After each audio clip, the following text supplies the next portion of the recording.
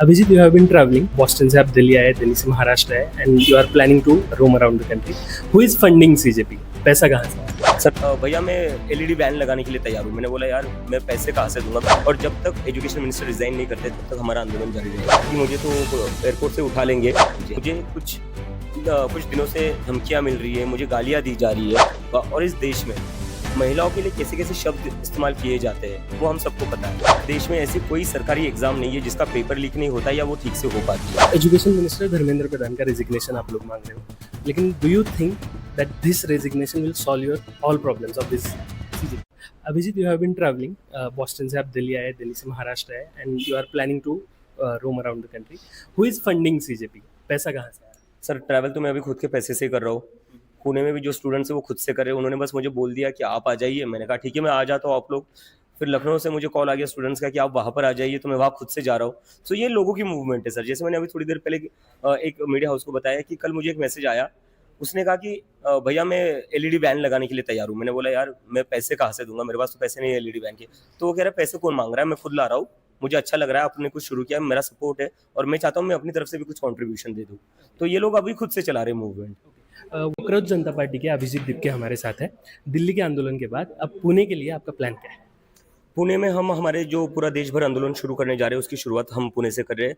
पुणे में आज पहला आंदोलन होगा जहाँ पर बहुत सारे स्टूडेंट्स आने वाले हैं, और मुझे लगता है ये आंदोलन दिल्ली से भी ज़्यादा बड़ा होगा।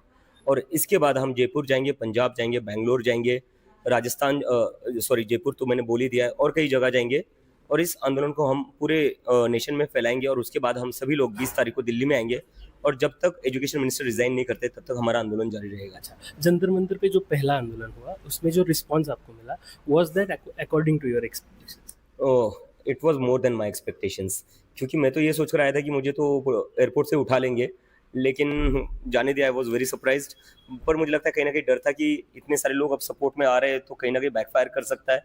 तो इसलिए वो आंदोलन हो पाया, और बहुत ही बढ़िया, मतलब पूरा जंतर मंतर भर गया था। मुझे पैर रखने के लिए जगह नहीं थी, मुझे लोगों को बोलना पड़ रहा था कि बस थोड़ी सी जगह दीजिए, मुझे सांस तो आ जाए। मतलब सांस लेने तक के लिए भी जगह नहीं थी, इतना बढ़िया रिस्पॉन्स है। Okay, education minister Dharmendra Pradhan का रेजिग्नेशन आप लोग मांग रहे हो, लेकिन do you think that this resignation will solve your all problems of this CJP? No, मुझे ऐसा लगता है कि अगर रेजिग्नेशन भी नहीं देने को तैयार है, अगर अपनी गलती भी मानने को तैयार नहीं है, तो हम कैसे एक्सपेक्ट कर सकते हैं कि एजुकेशन सिस्टम ठीक हो सकता है। अगर वो रेजिग्नेशन दे देंगे तो और अगर या उनको फायर किया जाता है, that will give a strong message कि अगली बार अगर पेपर लीक हुआ तो कुर्सी जा सकती है, तो फिर वो कोई गलती करेगा नहीं। तो उसके लिए आपको गलती तो माननी पड़ेगी पहले, उसके बाद ही तो एजुकेशन सिस्टम फिक्स होगा। What about the women representation? महिलाओं का प्रतिनिधित्व आपके जो स्पोक्स पर्सन है उसमें भी नहीं है, और बहुत कम महिलाएं जंतर मंतर पे भी आई हुई हमें दिखी। What do you think? नहीं, मुझे लगता है कि महिला का रिप्रेजेंटेशन, कुछ महिलाएं जो सामने आने को तैयार नहीं है, लेकिन बैक एंड में मेरी टीम मैक्सिमम महिलाओं से चल रही है। मुझे कुछ दिनों से धमकियां मिल रही है, मुझे गालियां दी जा रही है, उसकी वजह से वो महिलाओं को कहीं ना कहीं डर लग रहा है कि उन पर भी वो अटैक होगा। और इस देश में महिलाओं के लिए कैसे कैसे शब्द इस्तेमाल किए जाते हैं वो हम सबको पता है। और ये जो आपका रिजोल्यूशन है एजुकेशन के बारे में, is it just only about NEET और बाकी भी सारे? It's not just about NEET, क्योंकि नीट इकलौती एग्जाम नहीं, इस देश में ऐसी कोई सरकारी एग्जाम नहीं है जिसका पेपर लीक नहीं होता या वो ठीक से हो पाती है।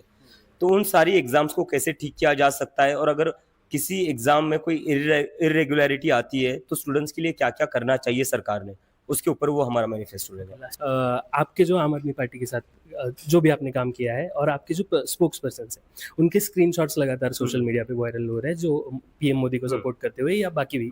तो what do you think about that? आपके साथ आपका ताल्लुकात, आपके रिलेशंस है क्या, और आपके स्पोक्स पर्सन वो कहाँ से है? नहीं देखिए, स्पोक्स पर्सन का एक पास रहा है, मेरा एक पास रहा है, कोई उसमें गलती नहीं, कोई क्राइम तो है नहीं।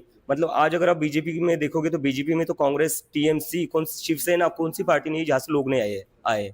तो इसका मतलब बीजेपी को ये सारी पार्टियां चला रही है क्या? ऐसा तो नहीं होता है ना। मुझे लगता है ये सारी स्टोरीज लगाकर ना हम कहीं ना कहीं मुद्दे से भटक रहे हैं। मुद्दा क्या है? मुद्दा ये है कि CBSE, NEET, CUET, SSC, GD, इन एग्जाम्स को मिलाकर 1 करोड़ से ज्यादा स्टूडेंट्स के साथ अन्याय हुआ है। इस मुद्दे से हम भटक रहे हैं। अगर इस मुद्दे का आप सोल्यूशन दे देते, आप रिस्पॉन्सिबिलिटी लेकर रिजाइन कर देते, तो हमें ये शुरू करने की जरूरत ही नहीं पड़ती।